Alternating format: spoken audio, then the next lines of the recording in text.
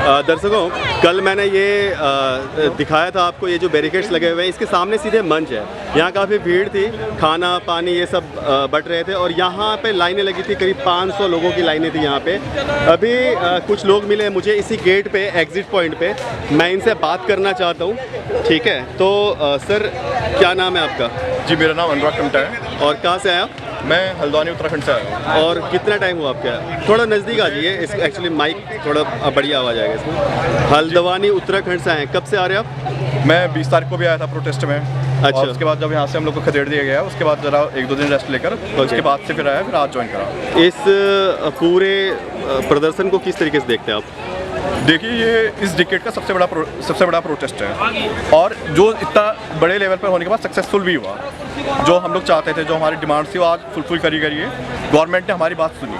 तो मैं आज ये कहना चाहूँगा, जिस जनरेशन जी को, जेन जी को, जिसने सबने राइट ऑफ कर दिया था, सब लोग सोचते थे कि जनरेशन लेजी है, काफ़ी वो है, आज उसी जनरेशन ने, जेन जी ने आज एक रिवॉल्यूशन ला कर दिया। 6-7 तारीख को ये प्रोटेस्ट स्टार्ट हुआ था, 20 तारीख से धरना प्रदर्शन वगैरह स्टार्ट हुआ था, 20 से 20 का 1 महीने का लिया हुआ था इन्होंने संसद मार्च के लिए। गवर्नमेंट ने पहले इसको इग्नोर किया, फिर डिस्क्रेडिट किया, फिर जब उससे भी नहीं संभली तो सोनम वांगचुक जी को उठा लिए, एक्चुअली ऑलमोस्ट पुलिस कस्टडी में चले गए वो। उसके बाद जब लोग और जुट गए तो संसद मार्च की तरफ घेराव किया लोगों, तो पुलिस वाले ने अपना जो है ना बल प्रदर्शन किया, लोगों को मारा, घसीट के, लड़कियों के कपड़े फाड़े, बदतमीजी करी, हाथ पैर भी टूटे हैं, लोगों के सर में डंडे मारे हैं। उसके बाद आपको ऐसा लगा नहीं कि ये प्रदर्शन थोड़ा धीमा पड़ जाएगा? उसके बाद क्या स्फूर्ति क्या आई कि आप वापस आए इस पर? आपने बहुत बताया कि किस तारीख को हम वापस आए, कैसे आए आप? देखिए, जब कोई तानाशाही होती है, जब डिक्टेटरशिप आती है, तो ये ऐसे रिस्पॉन्सिबल सिटीजन, ये हमारी जिम्मेदारी है कि कोई भी ऐसे तानाशाही जो सकती है उसको हम बढ़ने ना दें। अगर हम 20 तारीख को डर के मारे अगर वापस अपने घरों में चले जाते, वापस अपने उसमें वापस आने की नहीं सोचते, तो क्या आज ये रेजिग्नेशन होता है? दर्शकों, मैं आपको बता दूं कि 20 तारीख को जो मैं कवर कर रहा था, उस दिन करीब 2 से 2.5 लाख पब्लिक जो है, जेनजीज, उनके फैमिलीज़, उनके टीचर्स यहाँ रोड पर थे। और उस दिन जब पुलिस ने इनको 7-8 बजे तक, 9 बजे तक, 10 बजे रात तक खदेड़ा, और मैंने आपको वीडियो में दिखाया भी है कि इस मंच को तोड़ा गया, सबको उठा के फेंक दिया गया, इंसानों को सामान की तरह मारा गया, सबको मारा गया, बूढ़े बच्चे, किसी को पुलिस ने देखा नहीं। लेकिन ये इतने ऊर्जावान हैं कि इनको 11 बजे तक खदेड़ने के बाद 1:30-2 बजे के बाद ये वापस मंच पे आ गए, और उसकी एकजुटता ऐसी रही कि ये भीड़ बढ़ती गई। मतलब जहां 2-2.5 लाख लोग थे, अगले दिन 3 लाख लोगों के आसपास जो है ना पूरे दिल्ली में, इनको 16 स्टेशन पहले दिन बंद करना पड़ा, 17 स्टेशन अगले दिन बंद करना पड़ा, और आज आलम ये है कि 18 स्टेशन दिल्ली जंतर मंतर और उसके आसपास हैं। जो मैं आपको बताऊं कि जोरबाग से लेकर ITO तक की ऑलमोस्ट सारे स्टेशन बंद है, भीड़ यहाँ कम है। और मैं आपसे जानना चाहूँगा, इस विजय को कैसे देखते हैं आप?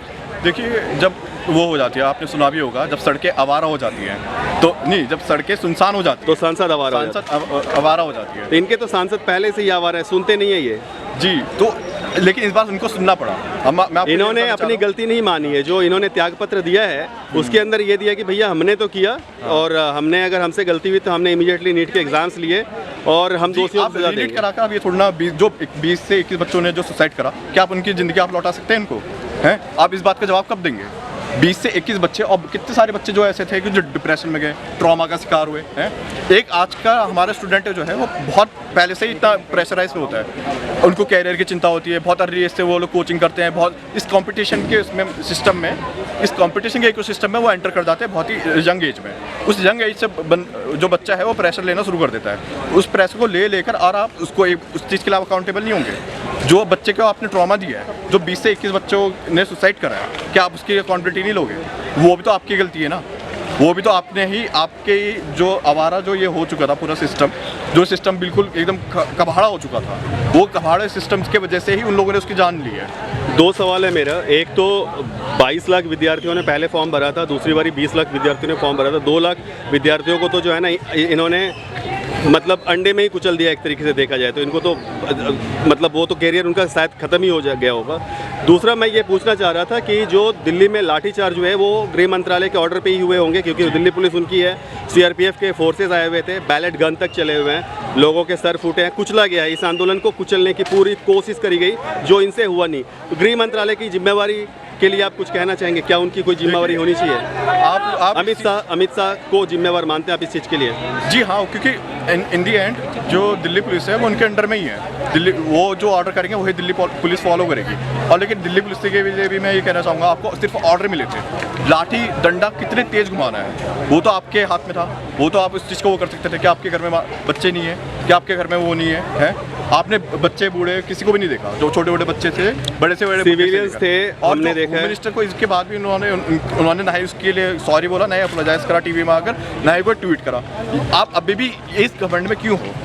आप जेंजी ने इतना बड़ा रेवोल्यूशन यहाँ पर ला दिया, उसके बाद भी आपका गवर्नमेंट नहीं गया। ये आपका सिर्फ एक एरोगेंस है। सिविलियंस को इन्होंने मारा है जो कि कमर से ऊपर नहीं मारना चाहिए था, लेकिन कमर से ऊपर मारा। इन्होंने हाथ तोड़ दिए, सर फोड़ दिया। इस तरीके से जो ब्रूटैलिटी करी है वो तो गलत है।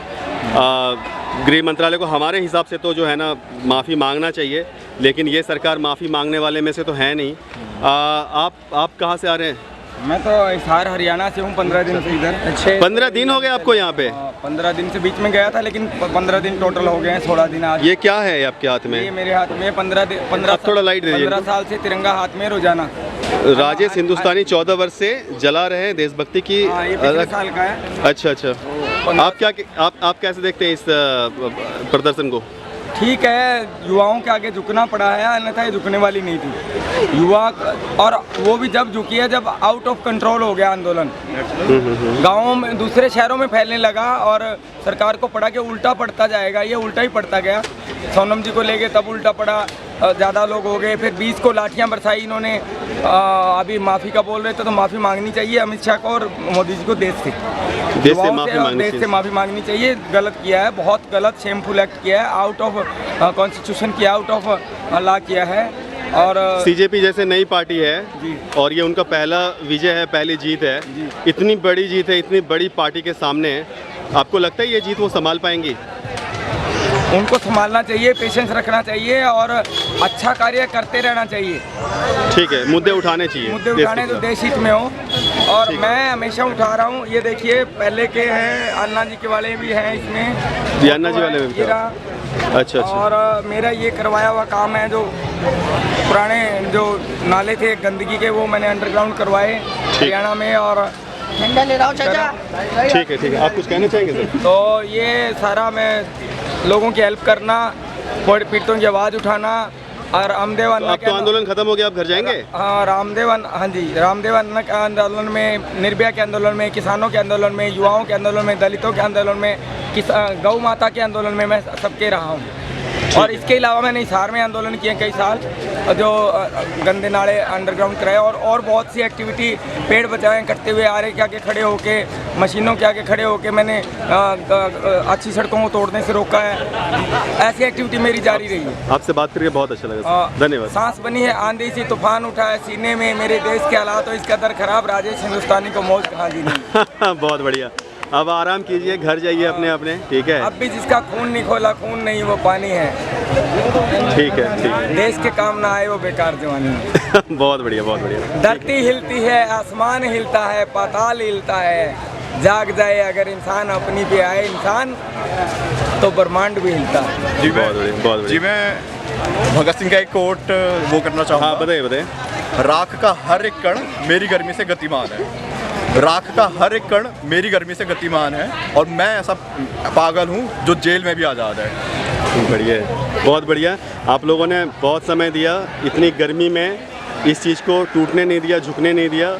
और आखिरकार इस सरकार को, इतनी ढीठ सरकार को, अकड़ वाली सरकार को, जिसने आते ही सबसे पहले कहा था कि भैया हमारे यहाँ मंत्रालय में ना इस्तीफा नहीं होता। ये यूपीए की सरकार ना है, ये एनडीए की सरकार है। आ गया ये कल्चर घमंड तोड़ने के लिए। और इनको इतना पता होना चाहिए, नहीं, इनको इतना पता होना चाहिए कि भैया काम करोगे नहीं तो जाओगे। जनता के लिए सरकार बनी थी, जनता से बनी थी। मोदी जी को इतना प्यार दिया था और आज वो जनता को ही लठिया रहे। वो लोकतंत्र में होता है, लोकतंत्र में डंडे नहीं चलते हैं, सिविलियन पे डंडे नहीं चलते। एक हाथ में किताब थी, एक हाथ में कमल का फूल था और संविधान की किताब लेके जय भीम के नारे लगा रहे थे, उनको डंडा मारा गया सर। तो यहाँ संविधान की तो जीत हुई है एक तरीके से कहा जाए तो।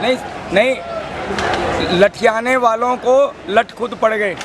ठीक है, वो तो समय बताएगा। उनके कांटों की पहली जीत है आप लोगों की, बहुत बहुत मुबारक। कांटों की सेज है आगे, बहुत आगे कांटों की सेज। बहुत बहुत जय हिंद। बहुत बहुत